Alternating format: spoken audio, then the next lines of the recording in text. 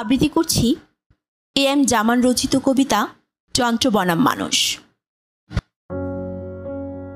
একটা অদৃশ্য শেকল আমাদের পায়ে জড়িয়ে গেছে। আমরা হাঁটছি, দৌড়াচ্ছি, উঠতে চাই, কিন্তু কোথায় যেন বাধা পড়ে যাচ্ছি বারবার।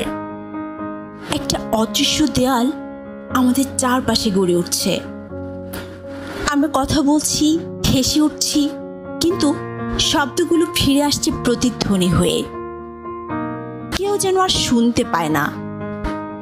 যন্ত্রের চোখ আমাদের দেখছে, যন্ত্রের কান আমাদের শুনছে, যন্ত্রের মস্তিষ্কও আমাদের চিন্তাগুলো পড়ছে। তারা জানে আমরা কি ভাবছি, তারা বোঝে আমরা কোথায় যাচ্ছি। আমাদের হাতের মুঠোফোন, আমাদের কম্পিউটার আমাদের প্রতিচ্ছবি হয়ে গেছে। অথচ আমাদের অন্তঃকরণ শুয়ে আছে অলস হয়ে। আমাদের হৃদয় ঘুমিয়ে পড়েছে ক্লান্ত চোখের পাতায়।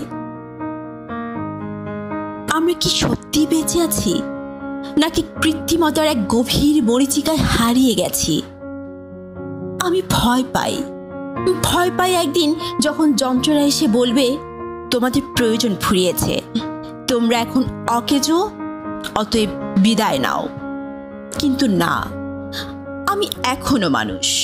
আমার রক্তের উষ্ণতা এখনো অনুভূত হয়, আমার চোখের জল এখনো ঝরে, আমার অন্তর এখনো ভালোবাসতে জানে। তাই আমি বিদ্রোহ ঘোষণা করি।